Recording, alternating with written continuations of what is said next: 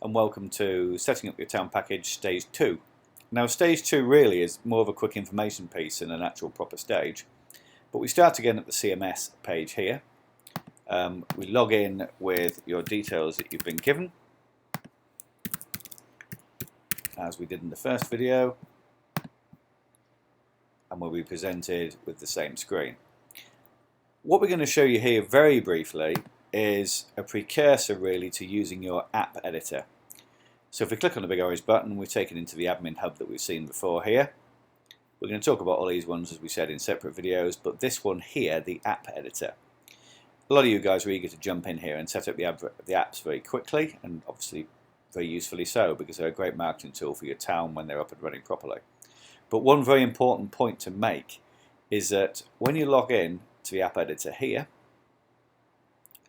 and this one's already logged in, so as we said in a separate video, you may well find that you're taken to a login screen here, so you log in with your credentials, but this one's already in.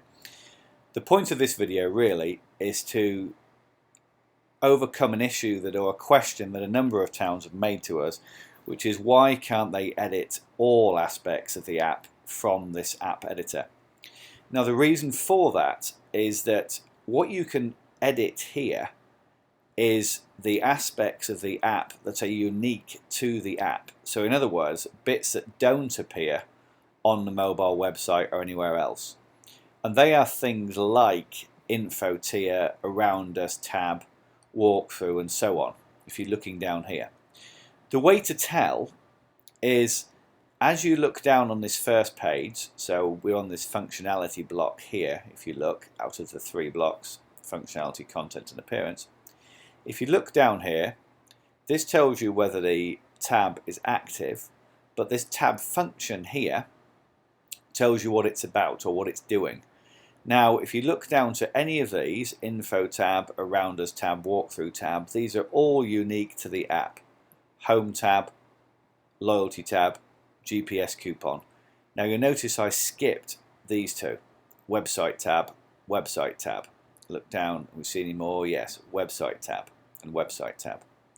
What that means is the app is taking a direct feed from another website, and that is likely that it will be used in possibly your desktop site or certainly your mobile site. So this one as an example here, business A to Z. What that means is the app is taking a direct feed from the business A to Z mobilized website, and it isn't unique to the app itself. So to further clear that up, if we look up to the top here, we'll go to the second tab along and click on content. Don't worry, this will all be covered in later tutorials, but basically these buttons here in front of you are the active tabs within your app. Now we were talking about the business A to Z website tab, which is this one.